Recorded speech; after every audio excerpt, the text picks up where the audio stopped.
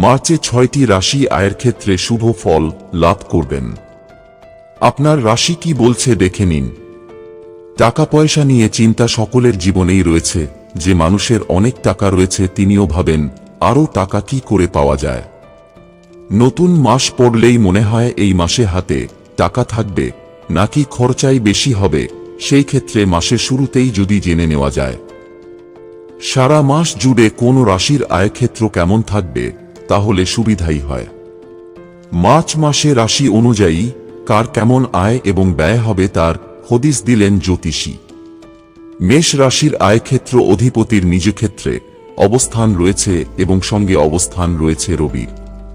গ্রহের এই রূপ অবস্থানের ফলে পূর্ণ সফলতা প্রাপ্তির সম্ভাবনা কম রয়েছে। মার্চ মাসে বৃষ রাশির আয়ক্ষেত্রে বুধ, শুক্র এবং রাহু অবস্থান করছে। শুক্র বৃহস্পতির সঙ্গে স্থান পরিবর্তন করবে এবং আয়ের ক্ষেত্রে শুভ ফল দান করবে। আনন্দে থাকুন।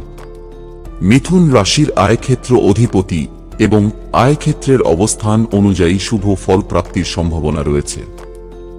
চিন্তার কোনো কারণ নেই। মার্চ মাসে কর্কট রাশির আয়ের ক্ষেত্রে বৃহস্পতির অবস্থান রয়েছে। কর্কট রাশির জাতক জাতিকারা আয়ের দিক থেকে শুভ ফল লাভ করবেন। সিংহ রাশির আয়ক্ষেত্রে অবস্থান মঙ্গলের। আয়ক্ষেত্র অধিপতির অবস্থান অনুযায়ী মাসের প্রথম ভাগ শুভ হলেও পরবর্তী ভাগে আশানুরূপ সুফল প্রাপ্তির সম্ভাবনা বিশেষ নেই। বুঝে খরচ করুন। মার্চ মাসে কন্যা রাশির ব্যক্তিরা আয়ের ক্ষেত্রে মিশ্র ফল লাভ করবেন। তুলা রাশির আয়ক্ষেত্রের সঙ্গে দগ্ধ শনির দৃষ্টি সম্পর্ক থাকবে এবং আয়ক্ষেত্র অধিপতি হল রবি। মাসের প্রথম ভাগে মিশ্র ফল প্রাপ্ত হলেও পরবর্তী ভাগে শুভ ফল প্রাপ্তির সম্ভাবনা কম। মার্চ মাসে বৃশ্চিক রাশির আয়ক্ষেত্রে কেতু অবস্থান করলেও আয়ক্ষেত্রের সঙ্গে বৃহস্পতির দৃষ্টি সম্পর্ক থাকার কারণে শুভ ফল প্রাপ্ত হবে। ধনু রাশির আয়ক্ষেত্র অধিপতির অবস্থান অনুযায়ী মার্চ মাসে শুভ ফল প্রাপ্তির সম্ভাবনা রয়েছে। এই মাসে মকর রাশির আয়ক্ষেত্রের সঙ্গে বৃহস্পতি এবং শনি দৃষ্টি সম্পর্কে রয়েছে। আয়ের ক্ষেত্রে শুভ ফল প্রাপ্ত হবে। কুম্ভ রাশির আয়ক্ষেত্র অধিপতির অবস্থান অনুযায়ী আয়ের ক্ষেত্রে শুভ ফল প্রাপ্তির সম্ভাবনা দেখা যাচ্ছে।